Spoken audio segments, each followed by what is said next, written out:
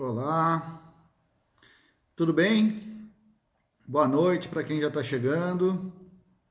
Elisete, Camila, Douglas, fala Douglas, tudo bom? E aí, melhorou um pouquinho o frio aí do sul? Tava assistindo sua aula agora, sua live class do Ergo Maker, muito bacana. Tava revendo agora a aula. Boa noite, Valdinei, Anderson, o Omar aí chegando também. Tudo bem, Omar? Grande Alexandre, pessoal da Ergo Mais, não, Ergonomia Easy. Lá, o Rodrigo já entrou aqui também, deixa eu chamar o Rodrigo. Vamos lá, chamar o Rodrigo aí.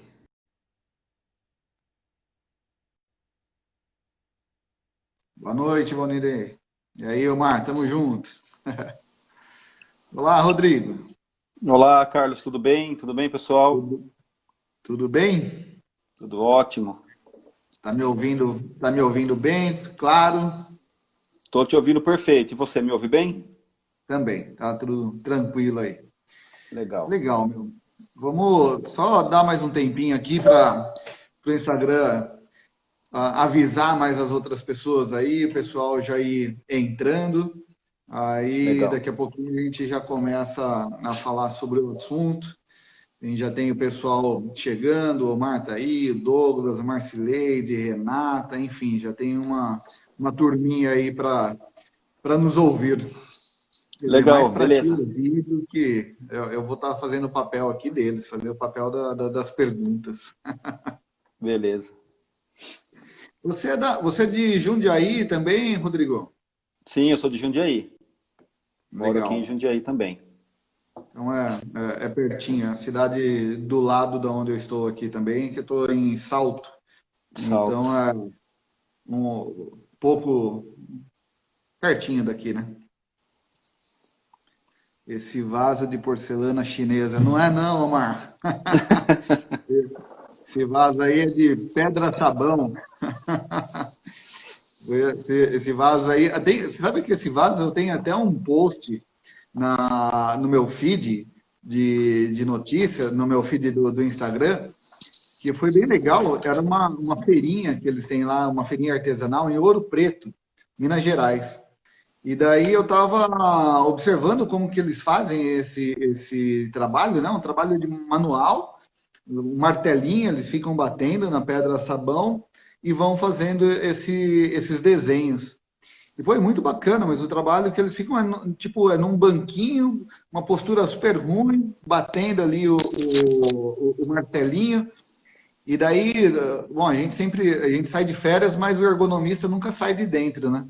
Falei, pô, eu vou perguntar para artista ali, né, como que ela se sente trabalhando dessa maneira. Eu falei, me sinto bem, né? Pô, você não queria uma cadeira melhor? Tal? Não, me sinto bem, tá ótimo aqui do jeito que eu estou trabalhando. E daí a gente vê, aí eu faço até um comentário lá no feed que eu falo o seguinte, né? Às vezes não é a questão da postura, mas é muito mais a questão do que está ali relacionado ao que você está vendo do seu trabalho, né? Qual que é a intenção do seu trabalho, e muito mais a questão organizacional também, né? Que daí você tem, a organização é ela que fazia, a hora que ela queria, ela começava a fazer a arte dela ali, eu parava. Então, para isso, eu acabava não acumulando uma tensão ali numa questão postural. Então, enfim, é uma pequena história do vaso que leva à questão ergonômica. E aí você Bom, acabou legal, comprando o Rodrigo. vaso. Daí eu acabei comprando o vaso. Falei, pô, vamos ajudar a artista aí. Não é, então não é chinês, é brasileiro e ajudei um artista brasileiro. Rodrigo, legal, cara. Vamos começar aí que assim a Vamos gente lá. tem bastante tempo para abordar esse assunto aí que é bem legal.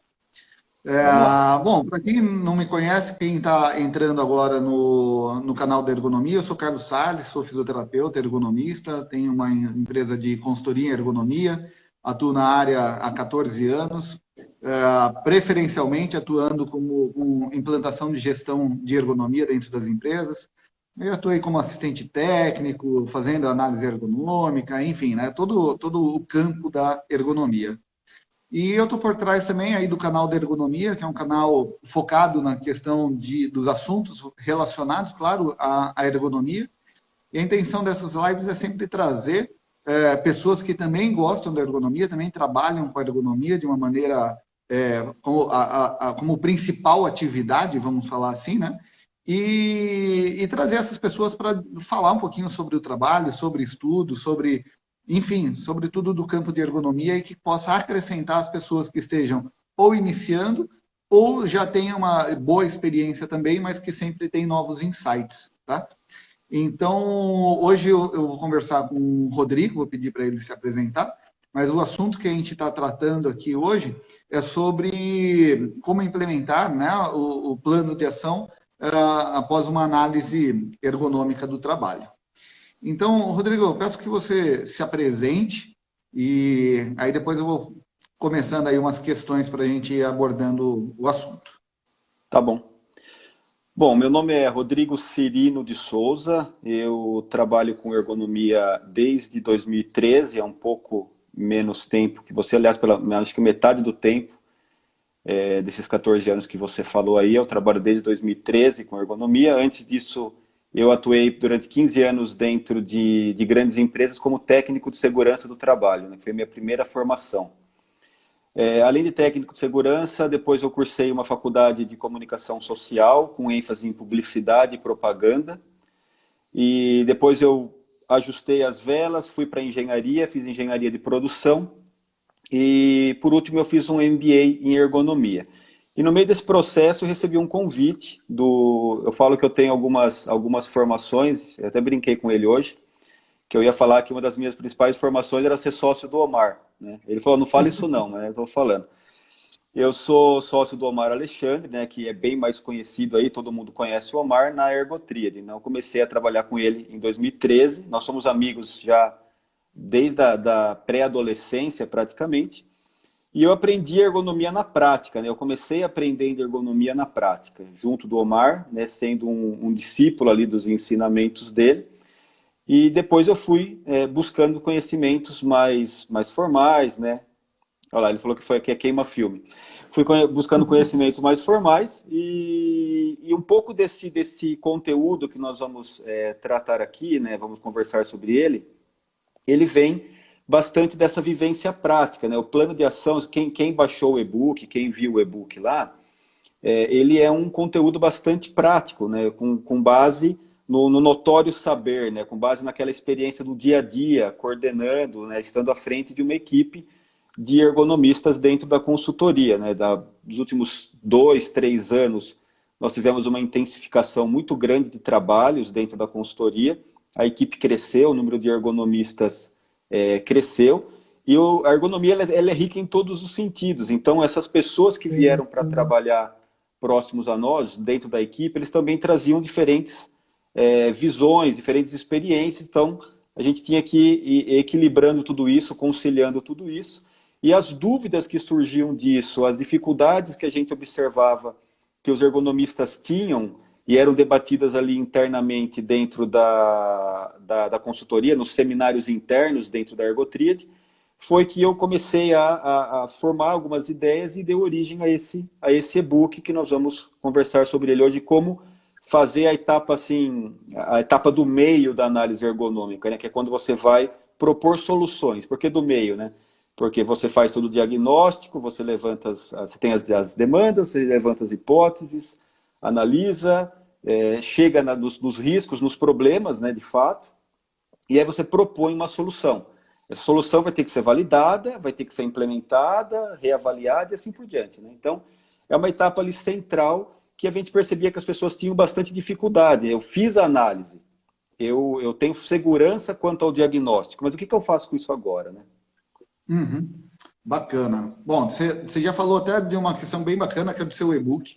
Você mandou, eu li o e-book, bem bacana. Quem não tem ainda o e-book, depois solicita aí pro Rodrigo. Acho que você tem um site também, né, que pode ser baixado. É o site da Ergotríade? Não.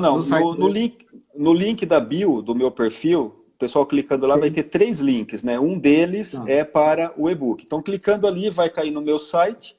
Aí é só fazer o Uhum. cadastro lá, colocar o nome e o e-mail e ele já baixa automaticamente, Tá, gratuitamente. para quem não baixou, então, depois da live, corre lá, abaixa, que tem dicas bem bacanas ali para você fazer o plano de ação.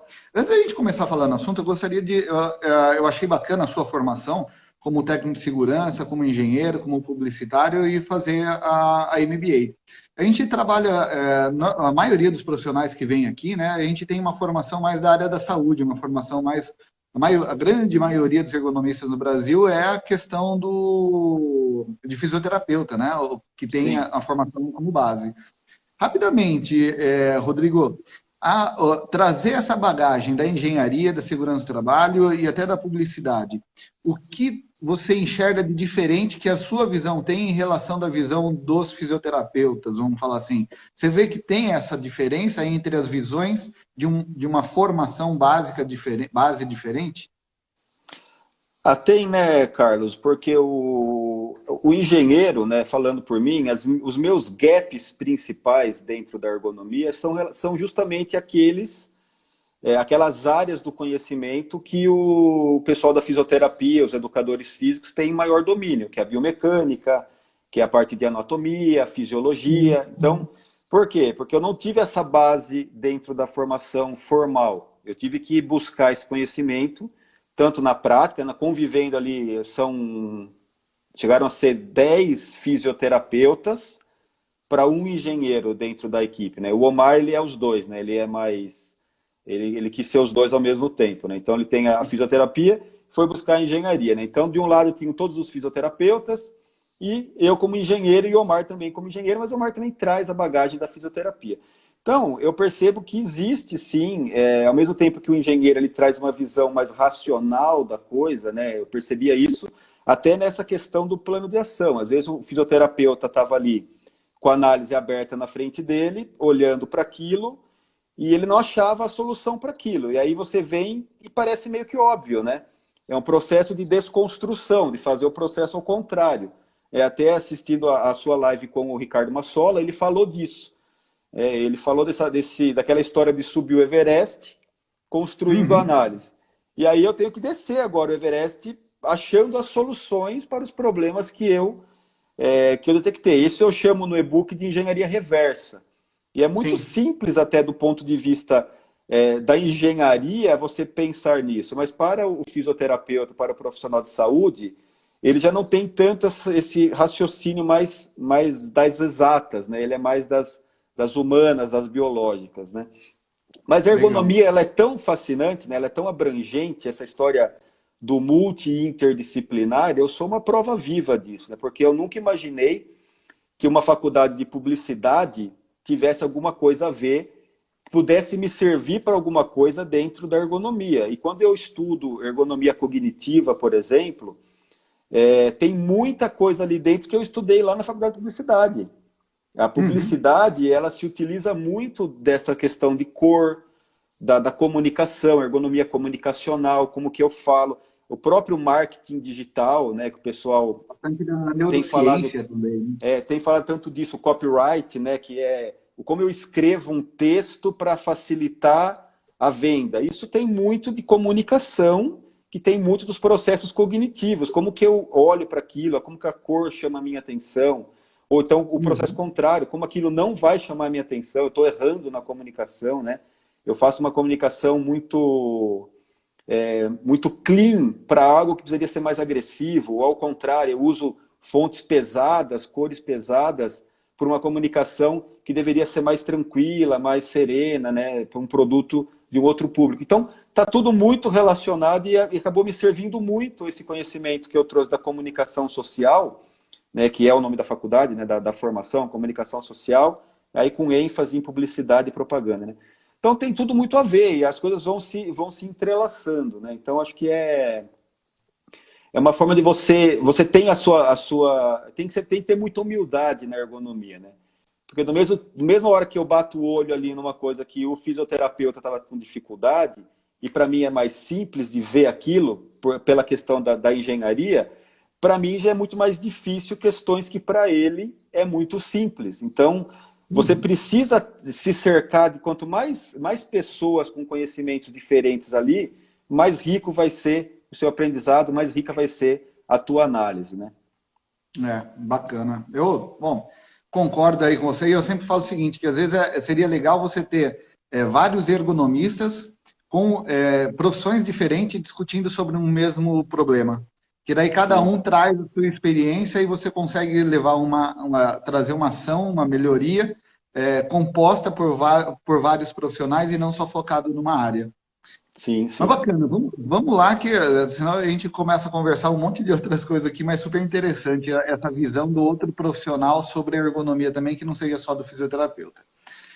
Vamos lá, vamos falar sobre o plano de ação, então, né? Eu acho que no seu e-book você começa com uma questão lá que é bem interessante, que é assim, toda análise ergonômica tem que ter o plano de ação, né? Então, vamos começar pelo início, né? E aí, toda análise ergonômica tem que ter um plano de ação, tem que ter uma recomendação? Olha, se a gente for pegar ser o mais simples possível na resposta, utilizando a referência mais básica de todos para quem trabalha com ergonomia no Brasil, que é a NR17, e o seu manual de aplicação da NR17, lá está escrito claramente que que a ação ergonômica ela não termina na proposição de soluções. Ela não termina quando o ergonomista dá as soluções. Pelo contrário, ela começa naquele momento. Então, é muito óbvio, né, que só por essa frase você precisa ter a solução, você precisa propor uma solução para aquele problema que você identificou. Senão você vai ao médico, o médico faz os exames, te dá o diagnóstico, ponto final, acabou. Tá, mas e agora, né? Qual é o tratamento para esse problema que o senhor está dizendo que eu tenho? E naqueles 12 passos que o manual de aplicação sugere para a construção de uma análise ergonômica, no passo 9, lá está escrito claramente. Aliás, eu gosto muito da linguagem, né? Aí vem a questão da comunicação social lá, da linguagem com que o manual de aplicação foi escrito. Ela é uma linguagem muito mais humana do que você encontra nos livros técnicos em ergonomia, né? Ele fala que uma análise ergonômica, eu não lembro exatamente, ele fala, acho que é inútil ou não presta, não é uma das duas. Uma análise ergonômica que não tem plano de ação é inútil ou não presta. Tem um desses termos lá que é bem enfático, né? Se você fez uma análise ergonômica que não tem plano de ação, essa análise não presta, essa análise é inútil. Porque é mais ou menos essa analogia que eu fiz. Você vai lá no médico, ele te dá um diagnóstico, olha, você está com tal doença. E aí, fim. Não, mas espera aí, o que eu faço para resolver esse problema, né? Que eu tinha um problema, eu já sabia. Eu não sabia exatamente qual era o problema, qual era a dimensão do problema, como é que o problema chamava. Mas agora eu sei porque eu fiz os exames. Então, isso acontece muito dentro da empresa. A empresa te contrata para achar os problemas, mas às vezes ela já sabe quais são os problemas. Ela quer fazer a dimensão, qual é a dimensão desse problema, qual é a prioridade, qual que eu vou primeiro, e principalmente como eu resolvo o problema. Então, pelo manual de aplicação, né, e pela literatura, se você for lá na literatura da ergonomia da atividade, você vai encontrar a mesma coisa. A ergonomia da atividade, ela trabalha mais com isso ainda, né? Qual é a demanda? O que o trabalhador, o que causa problema no trabalhador? O que gera desconforto no trabalhador? O que incomoda o trabalhador? O que me incomoda é que eu carrego sacos de 50 quilos nas costas. E aí eu vou lá e aplico um NIOSH. E, obviamente, o resultado é o quê? Risco ergonômico, elevadíssimo. E aí, né? Acabou aí? E o saco de cimento continua nas costas do cara, ele não saiu de lá ainda, né? Então, como que a gente vai solucionar esse problema? Como nós vamos dar continuidade à ação ergonômica, apresentando uma proposta de solução que vai ter que ser validada, discutida com outros atores dentro da empresa, ser implantada, ser testada, e aí sim você voltar naquele ciclo PDCA e começar a análise de novo. Não é porque eu resolvi o problema que acabou. Eu vou reavaliar, medir novamente, fazer novamente entrevistas com os trabalhadores para ver até que ponto aquela solução foi efetiva, né? Então, quer dizer, né, fazer análise ergonômica e não propor nenhuma solução, ou propor uma solução que não vai resolver o que você levantou, que você investigou, qual que foi o seu diagnóstico daquela situação de trabalho, transforma uma análise ergonômica em documento que não tem validade nenhuma, né? Quer dizer, Exatamente. É aquela questão que fala, para que serve um consultor, né? Ou o que é o consultor? É uma pessoa que te cobra caro para demonstrar o que você já sabe, né? Então, para que você Exatamente. não seja um consultor que você só vai demonstrar o que ela já sabe, você tem que reconhecer ou saber muito bem, fazer a sugestão que realmente vai resolver o problema daquela pessoa, né? Então, acho Exatamente. que essa é a primeira coisa, né? A Essa análise história ela do. tem que ser muito, desculpa, a Desculpa, análise pode ela falar, tem que cara. ser muito, a análise ela tem que ser muito bem feita para realmente descobrir o real problema, né? E todas as dimensões que ele está afetando. E daí você também sugerir algo que vai resolver e que não vai ter impacto em todas as áreas também que vão estar envolvidas. E nisso daí você até faz um apontamento, né, dentro do seu e-book, que eu achei muito bacana, que é o que você relaciona lá. Então, a essa recomendação, o que o departamento médico acha dessa recomendação? O que o departamento de RH acha dessa solução? O que a engenharia acha dessa solução? Fala, não sei se eu já estou na hora, mas de repente fala um pouquinho sobre isso. Quando você faz a sugestão, a grandeza que tem que ter essa solução, por isso que é necessário um conhecimento prévio de toda a atividade, e como fazer com que as várias áreas entendam e participem dessa solução também, né? Desse plano de ação. Tá. Todas as vezes que eu estive no campo, né, lá dentro da ergoterapia, a gente chama de trincheira, tá? Eu fiquei sabendo hoje que tem algumas pessoas que não gostam da comparação, né? Quando a gente está dentro, lá a gente fala que quando nós estamos no campo, quando estamos dentro do cliente, nós estamos na trincheira, porque é ali onde tudo acontece, é ali onde a batalha está acontecendo. O meu discurso para abordar um trabalhador é sempre o mesmo. Eu chego para ele e falo assim, olha, me apresento qual que é o trabalho, para que ele saiba que eu não sou um auditor, que eu não sou um fiscal, que eu não estou ali para fiscalizar o trabalho dele, que eu estou ali para tentar entender um pouco de como é feito aquele trabalho. E eu falo exatamente isso, olha, eu estou vindo lá de fora, hoje é o primeiro, ou segundo, ou terceiro dia que eu estou aqui dentro da empresa de vocês, e nesse setor eu estou chegando agora. Então, eu não entendo absolutamente nada do que vocês fazem aqui.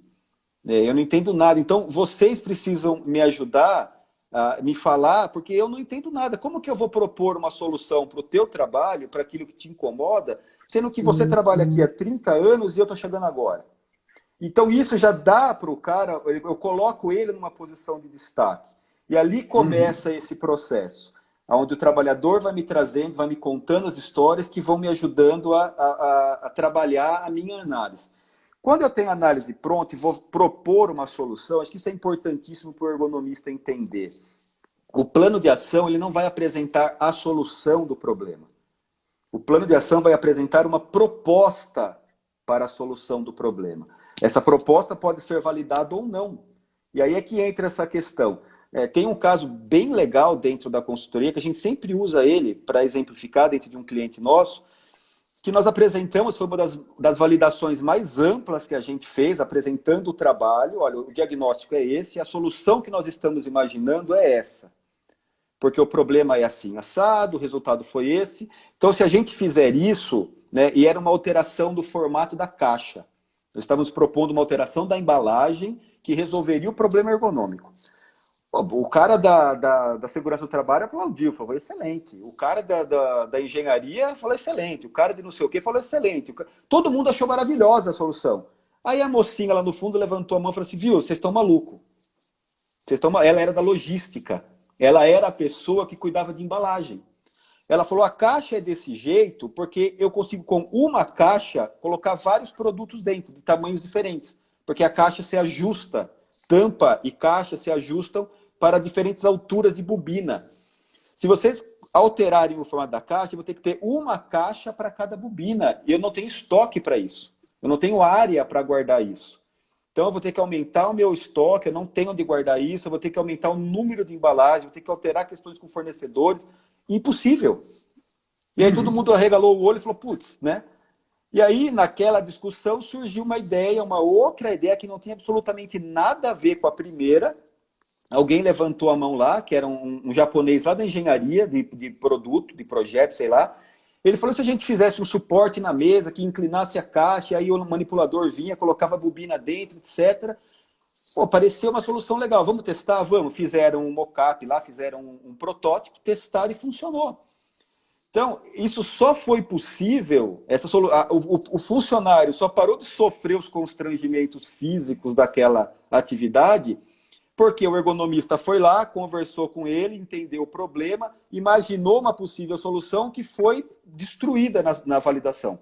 Não posso ter essa solução. E naquela mesma reunião, todo mundo trabalhando junto, surgiu a que substituiu aquela, que entrou no plano de ação, foi implementado e resolveu o problema. Então, o plano de ação, isso tortura muito os ergonomistas, sobretudo os menos experientes, porque existe um medo. Vai que eu proponho algo, eu até brinco com o pessoal, né? Vai que o cliente é maluco e faz o que você está mandando.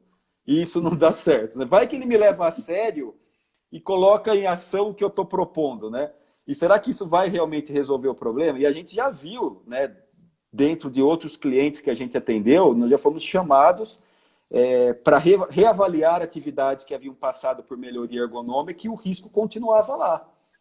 Por quê? Porque a solução que foi proposta na análise anterior, pela outra consultoria, ela não resolvia o problema. Ela melhorava a situação, ela atenuava o risco, ela mitigava, né? Mas ela não resolvia. E aí o cara fica louco. Ele fala, poxa, eu gastei uma grana para fazer isso, convencer a diretoria a me dar esse dinheiro, e você está dizendo que o risco continua? Você fala, sim, o risco continua. Porque você botou uma mesa pantográfica que ela ajusta a altura do seu manuseio de carga. O problema é que a tua caixa pesa 40 quilos. Não há mesa pantográfica que vai mudar isso. Você deveria trabalhar com manipulador. Putz, mas na análise ergonômica anterior estava escrito mesa pantográfica. Então, e aí você fica naquela situação, meu, e agora, né? Como é que... Não tenho como... Eu mostro, olha, o seu risco era esse, agora é esse, mas o problema continua. A queixa do trabalhador continua, né? Por aí vai. Ô, Rodrigo, você sabe que eu, quando comecei a trabalhar, que eu começava a trabalhar, a fazer análise ergonômica do trabalho, não é aquela questão, atender a NR17, tem que ir aqui fazer análise, não é nem a análise ergonômica do trabalho, é os laudos ergonômicos, né? Então você faz uma análise meio que superficial e entrega uma recomendação também superficial, porque você não estudou, você não consegue ter tempo suficiente para fazer o estudo suficiente para isso, né? E daí depois eu ficava pensando, falei, pô, mas o cara, se ele implantar isso daqui, o que vai acontecer, né? Será que vai resolver esse problema? Será que não vai resolver esse problema? Será que isso daí vai impactar em outra área? Será que não vai impactar? E daí quando eu comecei a pensar dessa maneira, eu falei, cara, eu não posso, o meu trabalho ele não vai ser finalizado, ele não vai trazer benefício nenhum, se eu não completar isso, se eu não souber o resultado que deu e se deu certo ou não deu certo. Aí que eu comecei a focar muito na área de gestão. Porque na área de gestão você tem o tempo de estudar, você tem como analisar, você tem como sugerir e discutir essa sugestão com as demais pessoas que estão envolvidas ali. E daí, como um exemplo que você falou, você vai chegar lá na logística e falou, não, se você mudar a caixa, eu não tenho espaço suficiente na minha prateleira aqui, não vai dar certo. Então, essa necessidade do trabalho contínuo e discutido nas outras áreas, com os demais atores, vamos falar assim, eu acho muito necessário dentro de um plano de ação, né? E você, quando você não está dentro da empresa, eu acho que você sugere até numa questão dos textos, né? E talvez você traga isso como publicitário, de como você desenvolver o texto, e de repente é interessante você colocar isso nas suas sugestões, que é uma sugestão que deve ser discutida com as demais áreas para ver o impacto causado e alguma coisa nesse sentido, né? Gente, está tendo um monte de comentários aqui, eu não li nenhum comentário ainda. Como o assunto é bem legal, eu não vou entrar muito na questão dos comentários. Se tiver alguma pergunta, ou quiser colocar na caixinha de pergunta, ou coloca a interrogação, daí eu paro para a gente fazer a pergunta aí para o Rodrigo, podem mandar, tá? Mas senão eu vou deixar os comentários rodando aí. Só um comentário que eu vou fazer aqui, que é do Alexandre, que é em relação ao seu canal da ergonomia, História da Ergonomia no YouTube, que é legal, realmente, depois vejam lá no YouTube, História da Ergonomia. O Rodrigo tem um canal muito bacana que aborda muito o conceito Ergonomia e História. Ergonomia e História. Tá. Ergonomia e História. E História. Mas vamos lá, voltando aí. Essa questão da criação do texto, do desenvolvimento do texto, para você fazer a sua sugestão, né? É muito importante, né? Porque se você coloca lá, fazer tal mudança, e daí essa mudança aí gera outro problema. A responsabilidade que você tem sobre aquela sugestão, você pode ser chamado novamente, a empresa pode falar, olha, eu investi aqui, como você falou, né? Eu investi na mesa pantográfica, gastei aí 30 mil reais e não resolveu o meu problema. E aí, qual que é a sua responsabilidade em cima disso, né? Sim, sim. Então, às vezes você desenvolveu o texto da maneira que você coloca no e-book, ou vamos falar o seguinte, quais são os cuidados que você tem que ter no desenvolvimento de um texto para a sugestão, para o plano de ação? Então, Carlos, como eu falei, né, esse e-book ele nasceu de muita conversa, de tirar muita dúvida com os ergonomistas que trabalham com a gente, né, que têm diferentes níveis de experiência e diferentes vivências. Então, dentro do texto da análise, a gente encontra um monte de coisa diferente, um monte de formas de escrever. Tanto que eu pego a análise hoje, às vezes eu vou num cliente, aí o cliente me mostra uma análise para a gente discutir alguma coisa, eu olho assim, eu leio a análise e falo, essa análise foi feita pelo fulano. Ele fala, mas como é que você sabe? Essa aí não é a primeira página que tem o nome de quem fez. Eu falei, não, só pelo esse texto aqui eu já sei quem fez. Então, cada um tem a sua forma de escrever. E a gente sempre se preocupou, isso foi uma preocupação do Omar, principalmente, que você falou lá no começo da história do engenheiro, do fisioterapeuta. O Omar, talvez por ter as duas formações, ele orbita entre os dois lados, né? Então ele não gosta que a gente fale padronizar. Isso vai contra um pouco a ergonomia, né? Porque as pessoas são muito diferentes, então quando você vai padronizar. Então foi sempre uma preocupação nossa em não padronizar a análise. Não, você tem que escrever desse jeito. A gente sistematiza para facilitar o trabalho e até mesmo para que o trabalho tenha uma linha, né? Que ele siga uma linha. Independente de ter sido feito pelo Carlos ou pelo Rodrigo, ele segue o mesmo método, uma mesma linha. Essa história do texto, você vai ter diferentes oscilações aí dentro da análise.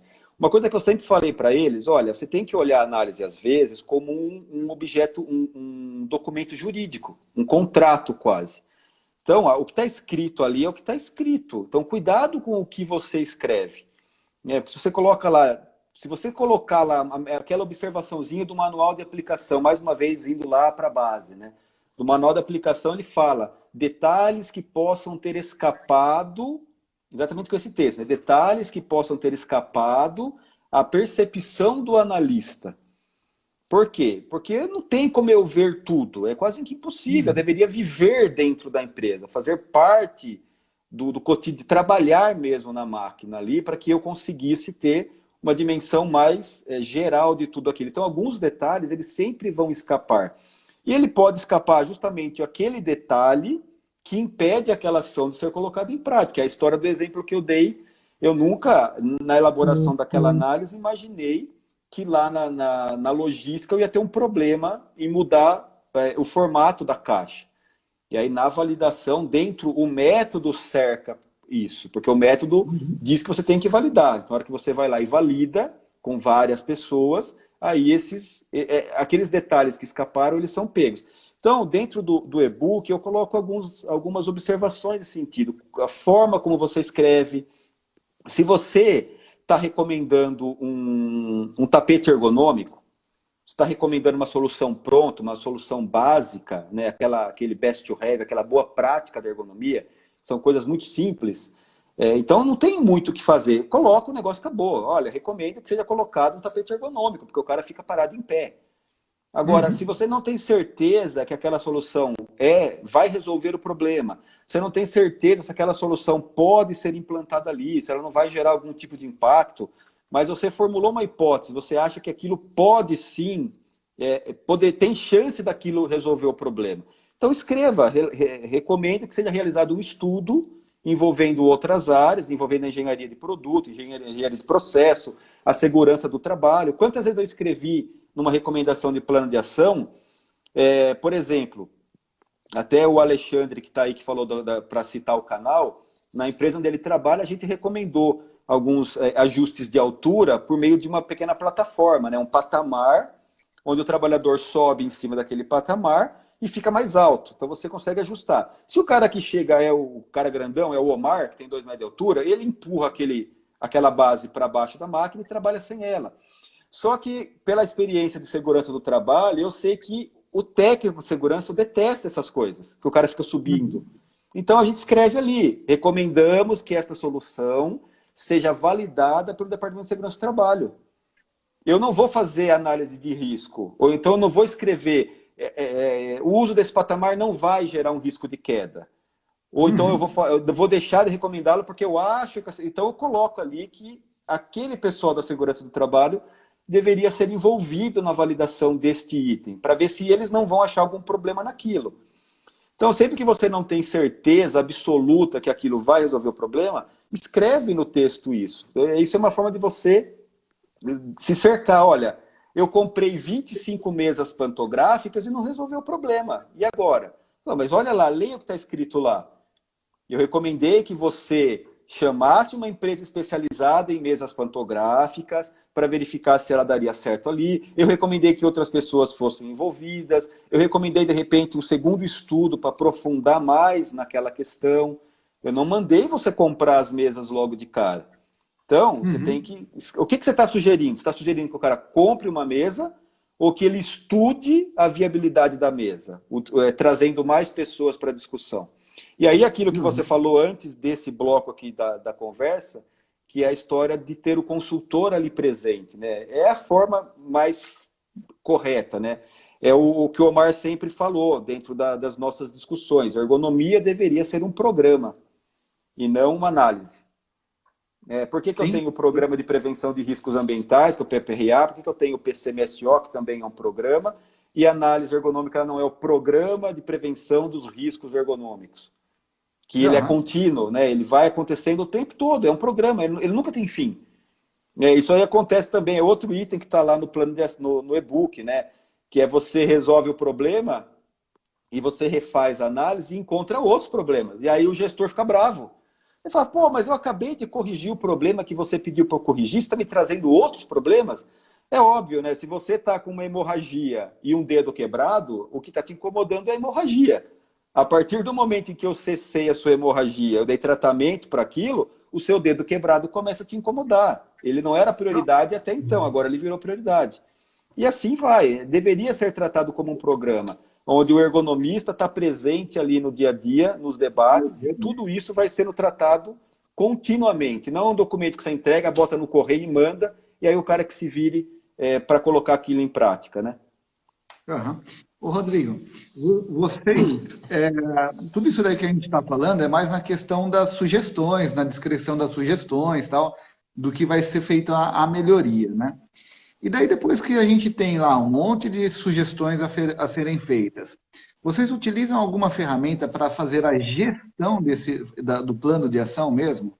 Como um 5W2H? Vocês recomendam alguma coisa para a empresa que eles coloquem essas ações num grau, classifiquem essas ações, né? Ou já é necessário fazer isso dentro da análise ergonômica, classificando o grau de criticidade, ou como que fala, né? Me fugiu o nome agora. Mas quais grau de prioridade, importância, né? de prioridade. De prioridades, grau de prioridade, né? Para você colocar dentro da análise, e daí você utiliza alguma ferramenta para fazer a gestão desse plano de ação, colocando lá, por exemplo, né, a 5W2H. Vocês recomendam que a empresa faça alguma coisa desse sentido? Vocês já entregam também no final do documento alguma coisa já focado dessa maneira? Como que vocês trabalham? As nossas análises, elas são feitas assim, diagnóstico e plano de ação.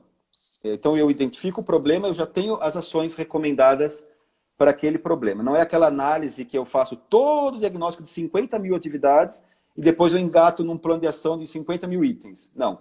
Atividade e recomendação. Atividade e recomendação. Atividade é muito mais fácil de você fazer a gestão do documento.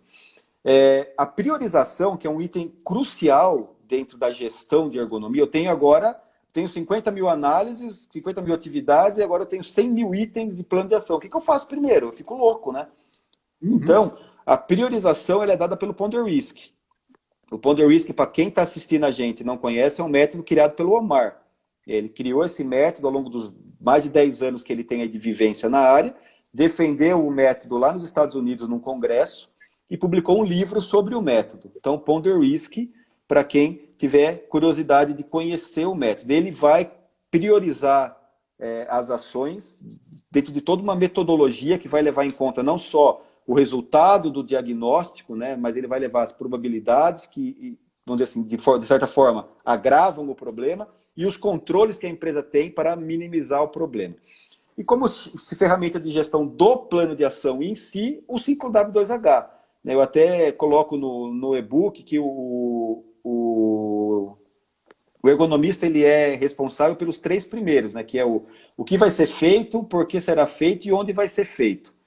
Então, é isso que eu tenho que colocar no meu plano de ação. Os próximos itens, que é quando vai fazer, quem vai fazer, quanto vai custar, isso não tem como eu determinar. Tem muito ergonomista que fica assim, mas eu preciso colocar ali no plano de ação da análise quem vai fazer. Como é que você vai saber quem vai fazer isso? E quando vai fazer? Quando vai fazer a decisão da empresa. Ela pode decidir que ela não vai fazer nunca. Eu sou o empresário, eu sou o dono da empresa, eu não vou fazer nada, não vou fazer nunca. Eu fiz isso daí para colocar na gaveta.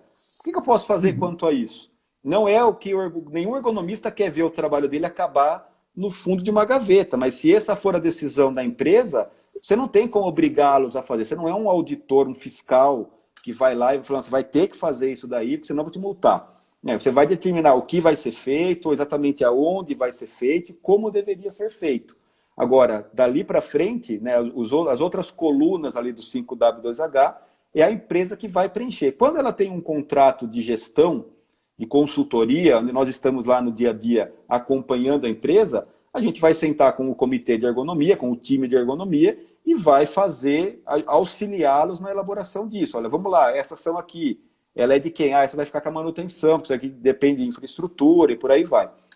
Então aí você dá o apoio para a construção do resto do plano de ação. Normalmente as nossas análises são feitas desse jeito que eu falei, diagnóstico, sugestão, e no final o cliente sempre pede que você pegue todas as ações e coloque num PowerPoint, no Excel, melhor dizendo. Coloque no Excel que vai ali no formato do 5W2H, então vai preenchido ali e ele vai dar conta daquilo, ou a segurança do trabalho, ou o time de ergonomia, ou o comitê de ergonomia, depende de quem está lá dentro responsável por isso. Legal. Mas é sempre dessa maneira. O Omar colocou aqui, bom, teve vários comentários, mas o Omar só colocou dentro dos 5W2H o como é discutido em equipe, né?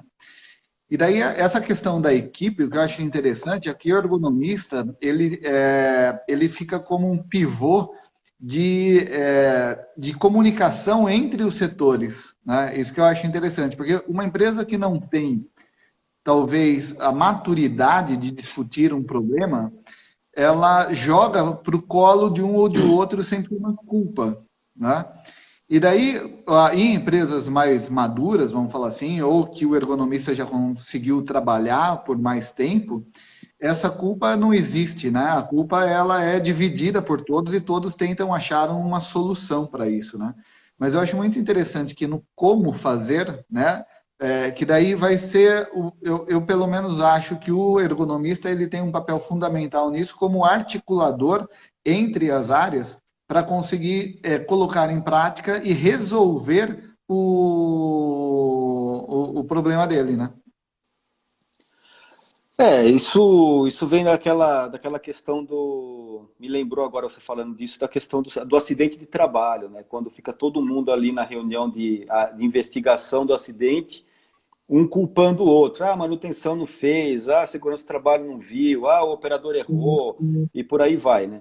Então, eu realmente vejo dessa forma, Carlos. Eu vejo o ergonomista como o aglutinador, né? O cara que vai tentar pegar o melhor de cada área e fazer com que todo mundo... isso é um tema do kickoff, né? Da apresentação, do pontapé inicial de um projeto, né? A gente coloca ali todas as áreas da empresa e cita um exemplo de cada uma dessas áreas e como você pode ajudar o trabalho de ergonomia e o que você pode se beneficiar do trabalho de ergonomia. Então, pega o RH. RH, o que você pode me ajudar? Você pode me ajudar fornecendo dados sobre absenteísmo, você pode me ajudar fornecendo dados sobre turnovers, pode me ajudar fornecendo os dados das entrevistas de desligamento que você faz, para eu ver o que é que o pessoal relata quando vai embora da empresa. E o que você vai tirar de proveito disso? Você vai ter uma análise que mostra a diferença entre o trabalho prescrito e o real. Isso acontece muito. O pessoal do RH fala assim, não, mas você falou aí que o operador, você sugeriu um rodízio entre essas duas atividades, mas eu não posso fazer rodízio entre essas duas atividades, porque o operador, o cara A aqui é o operador e o B é auxiliar. Não posso fazer rodízio entre os dois. Eu falei, não, mas eu não recomendei que você faça rodízio, eu recomendei que você formalize o rodízio que já está sendo feito. Não, como assim está sendo feito? Não, eles já estão fazendo rodízio por conta própria. Eles se organizaram e estão fazendo rodízio. Não, não pode, é impossível, isso é desvio de função. Não, mas você vai lá então e olhe, porque eles estão fazendo rodízio. O que eu estou sugerindo aí é que vocês formalizem isso.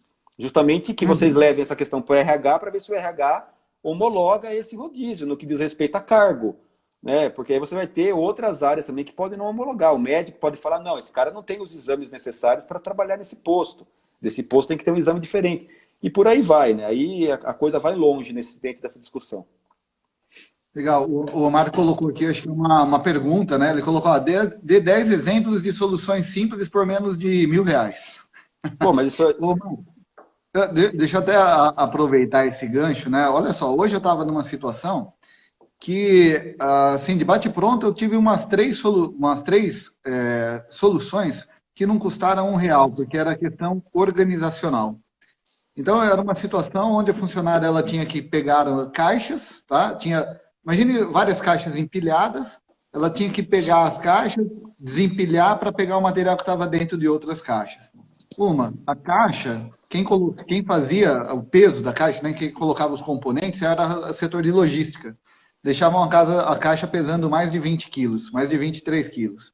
Então, primeira solução, né, organizacional, diminuir o peso das caixas num limite tolerável na situação de trabalho. Outra questão, as caixas de cima que eles movimentavam, as caixas de baixo não. Então, coloca as caixas mais pesadas na parte de baixo e as levinhas na parte de cima. É claro, limitando a altura. Daí as de cima ela fazia a movimentação e a de baixo não. Então a questão organizacional no empilhamento também foi uma solução para que não fizesse a movimentação das caixas mais pesadas. E uma terceira solução super simples, não tinha um carrinho onde colocava as caixinhas em cima para movimentar essas caixas até o posto de abastecimento. Então, colocou um carrinho que custa, sei lá, R$100, R$150, colocou. Então, duas questões organizacionais, uma questão de um carrinho super barato, melhorou, vai melhorar, né? Que foi a proposta lá em equipe. Mas vai melhorar a situação do funcionário. Mas é justamente isso, você entender o problema. Você precisa, às vezes, aplicar uma NIOSH, precisa aplicar outras ferramentas, né? Não, precisa ter o olhar do ergonomista, de reconhecer os fatores de risco, conversar junto com a logística, conversar junto com o funcionário, ver outros exemplos que podem ser utilizados mesmo dentro da empresa, e daí isso sugerir, né, a melhoria. Sim. Mas se você quiser colocar aí mais melhorias por menos de R$1.000. Eu vou citar um exemplo, vou pedir para o pessoal que está acompanhando e tiver curiosidade de ver isso, de ver a imagem disso, vai no meu perfil aí do Instagram depois, tem uma publicação que eu fiz, que tem a foto desse carrinho. Isso aí foi um cliente nosso. Eu fui até lá para homologar uma estrutura que eles iam fazer de KBK, de monovias, para transportar chapas de acrílico, que pesavam mais de 100 quilos. E era um problema ergonômico ali que já estava trazendo problemas para eles há muito tempo. E eles iam definitivamente instalar toda uma linha de manipuladores para levar essas chapas de um lado ao outro. E aí eu fui lá, cheguei lá e eu fui conversar com o cara que trabalhava lá. Era uma marcenaria, eles usavam chapas de MDF e de acrílico para fazer a construção ali das peças. E aí eu cheguei lá, conversei com o cara e falei assim, viu, eu vim aqui por causa dele. Ele falou assim, não, mas isso aí já está resolvido. Eu saí, o Juninho já resolveu. Aí eu falei, quem? Ele falou, o Juninho. Eu falei, mas quem que é Juninho? Aí eu não vou lembrar o nome dele, mas vamos supor que fosse Antônio, né? Ele falou, Antônio Júnior. Eu falei, mas quem é Antônio Júnior? Ele falou, eu sou Antônio. O Antônio Júnior é o carrinho que eu fiz. Eu falei, do que o senhor está falando? Aí ele foi lá, ele pegou, ele era marceneiro, né? Trabalhava numa marcenaria ali. Ele pegou dois pedaços de madeira, 3 pedaços de madeira, ele colocou 2 rodas, 2 rodízios nesse pedaço, ficou um carrinho pequenininho assim. E ele vinha, ele erguia a ponta da chapa e empurrava esse carrinho para baixo, sem esforço nenhum. E aí eles saíam em 2 empurrando, levando essa chapa com aquele carrinho embaixo. Aí a hora que eu olhei aquilo, aí eu fiz o trabalho inverso na minha cabeça. Eu tentei achar um jeito de falar que aquilo não funcionava. Eu falei, não é possível que esse negócio funcione. Tem que ter algum erro aí. Igual a segurança do trabalho não vai aprovar, não é possível. E aí eu fiquei olhando para aquilo e falei, meu Deus, o negócio funciona. Não tem mais nada a ser feito aqui. Acabou. A análise ergonômica está feita. Não tem que construir mais nada, não tem que botar monovia nenhuma, não tem que gastar dinheiro nenhum. Ia custar uma fortuna o negócio. Aí eu levei lá para o pessoal, que eram os contratantes do trabalho, que no caso era a engenharia de segurança, e falei, olha, o problema já está resolvido. Quem resolveu foi o senhor Antônio lá, que fez o Juninho. E eles eram meio que, quem que é Juninho? Aí eu levei os caras lá para ver o Juninho. Então, é uma solução extremamente simples, que não custou nada, e pelo contrário, além dela não custar R$1.000, ela economizou muitos R$1.000 que a empresa ia gastar num sistema que era todo elaborado, ia gerar algumas dificuldades, porque eles iam ter que mudar a sala de lugar, enfim. Era uma parafernália para conseguir resolver o problema que o operador resolveu sozinho, com um pedaço de madeira e 2 rodas embaixo. Então, quem quiser ver o Juninho, ele está lá no meu perfil do Instagram aí, publicado lá, e tem essa história contada, e está a foto do Juninho lá. O negócio, né, aí eu falei para os caras da segurança, falei, fio, pega agora uma parte do dinheiro que vocês vão gastar nessa monovia aí e dá um prêmio pro cara, porque ele resolveu o problema e não tem mais nada a ser feito. Exatamente. Rodrigo, o relógio, eu acho que ele demora para subir das 7h30 para as 8, mas depois das 8 para 8h30 ele desce com tudo, que o tempo Passa bem rápido, né? Passa voando. Viu? Você também, a gente está aqui faltando 8 minutinhos. Você também está no curso do Ergo Maker. Eu tô como aluno lá, até antes da live aqui, eu estava vendo a live class que teve com o Douglas Garcia, bacana pra caramba a aula. E você está como professor lá justamente falando sobre plano de ação, né? Fala um pouquinho aí sobre o projeto Ergo Maker. Tem 3 aqui, o Omar falou, 2 Ergo Makers. E é mais ou menos isso que você fala lá? Como que está a sua aula lá? Então, as aulas que eu tenho dentro do Ergo Maker, desse projeto que foi botado em prática aí agora recentemente, coordenado pelo Omar, eu falo sobre plano de ação, que é esse tema elaborado aí, discutido um pouco mais amplamente. Eu falo também sobre a NHO 11, né, nós vamos falar sobre iluminação na ergonomia, a importância da iluminação na ergonomia, vamos destrinchar a NHO 11 e vamos ensinar o pessoal a usar a NHO 11, fazer aquele cálculo lá do final que muita gente ficou um pouco assustada com a história do cálculo, tem umas fórmulas, não sei o quê. Então, a gente dá um exemplo prático, faz um exercício de cabo a rabo lá dentro das aulas do Ergo Maker. Fora isso, tem aula sobre captação e edição de imagem, né, como que eu filmo, como que eu trato a imagem, como que eu desenho, como que eu ilustro o meu plano de ação, como que eu faço um croquis, um desenho mais simples. Eu nunca desenhei nada na vida, você consegue fazer, eu mostro como é simples criar desenhos para ilustrar uma análise, enriquecer a solução que você está dando ali, a forma de compreender a solução. Tem aula sobre equipamentos que o ergonomista deve usar, que acaba usando na análise ergonômica, dinamômetro, luxímetro, decibilímetro, desde até trena eu ensino o pessoal a usar. Mas pô, já que precisa ensinar o cara a usar trena? Precisa, né? Isso é experiência prática. Tem muito ergonomista que vai fazer análise, que ele é fisioterapeuta, ele não tem vivência industrial e ele não sabe usar uma trena, ele não tem traquejo para usar uma trena. Então a gente ensina até coisas básicas desse tipo.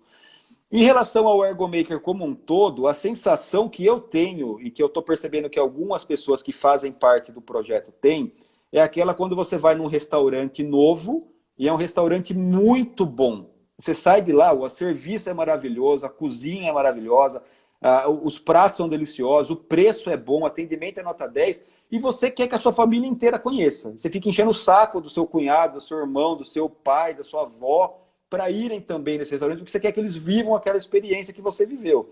É mais ou menos isso. Eu gostaria que mais pessoas conhecessem o curso, porque ele está muito completo.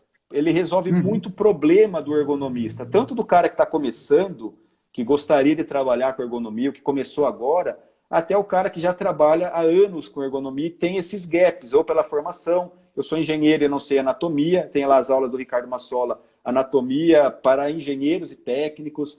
Então, ele é um curso muito completo. Permita-se, você que está assistindo, se você não conhece ainda, acessa o site do Ergomaker, leia, permita-se conhecer o que o curso pode te oferecer, para que você vai ver como tem coisa rica ali, né? Os professores são... Você citou o Douglas aí, as aulas do Douglas, o cara que nunca fez perícia na vida, ele se sente motivado a fazer perícia, porque é tanto conhecimento colocado ali, que o negócio parece ter, né, fica simples de você tratar aquele tema, né? Então, para quem tiver interesse, no link lá, no mesmo link da minha bio, você vai ter 3 links lá, né? Aproveitando já. O primeiro link para o Ergomaker, para você conhecer melhor o curso. Tem um link que leva lá para o canal do YouTube, que o Alexandre aí pediu para divulgar o canal, chama Ergonomia e História.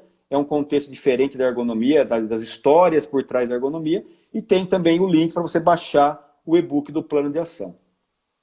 Legal. Ó. Saindo daqui já tem essas 3 ações aí para fazer, para conseguir ter mais conhecimento, aprimorar mais aí as técnicas e para ser um ergomaker, né? Não vou falar mais ergonomista, para ser um ergomaker. Eu já conheci o Omar faz 1 ano e pouco, e de lá para cá eu sempre tenho acompanhado muito o material dele, faço parte do Closer Friends dele também, que é muito bacana, um projeto legal. Agora comecei a fazer o curso do Ergomaker também. Pena que não libera tudo de uma vez, né? Porque você vai consumindo material, mas tem que dar o tempo da liberação lá das aulas, que também é um formato bacana. Rodrigo, a gente tem 3 minutinhos aqui para se despedir. Eu quero agradecer muito, na verdade, ao Omar, né, por ter te indicado. Puta, um bate-papo bem bacana. Vamos falar assim, é o básico que é necessário fazer muito bem. Porque sim, se você não começa a fazer o básico fazendo muito bem o básico, você já começa a errar, né? E daí para frente acaba sei lá, não tendo um bom resultado ao final da sua análise ergonômica. Então, por isso que é bem interessante esse assunto, tá? Então, agradeço bastante, deixo o seu espaço aí 1 minutinho mais ou menos para você se despedir, para a gente não levar um corte na cara aqui do Instagram. Tá bom. Bom, eu quero agradecer muito também o trabalho que você está fazendo. Acho um trabalho maravilhoso, porque você consegue trazer essa multidisciplinaridade para as pessoas conhecerem outros profissionais da área. A gente assistindo as suas lives vai também revendo algumas figuras já aí carimbadas da ergonomia e conhecendo outras. Acho um trabalho bem legal que você está fazendo. Parabéns por esse trabalho. Obrigado por dar esse espaço para a gente divulgar o nosso trabalho, divulgar o conhecimento também. E é isso, sabe? Eu estou muito feliz de poder passar esse assunto. Acho que o pessoal que gostar e tiver interesse, o conteúdo pode ser complementar, isso que nós conversamos aqui lá pelo e-book, e aqueles que quiserem se aprofundar ainda mais, mergulhar de cabeça na ergonomia, aí tem que ir lá para o Ergomaker mesmo e se tornar também um Ergomaker. É isso aí. Bom, legal, cara. Bom, tem bastante aqui. Parabéns pela live, ótima explicação. O Marco sempre está brincando comigo aí, colocando de frente com o Carlão. Tá querendo lançar uma dessa daí. Mas, beleza, cara. Para a gente não levar o corte do Instagram, obrigado mais uma vez. Tamo junto aí e sempre na construção de uma boa ergonomia. É isso aí. Obrigado a todos que participaram. E quem quiser tirar dúvida, manda mensagem para mim lá que eu respondo, beleza? Aí. Até mais, Rodrigo. Valeu, tchau, tchau.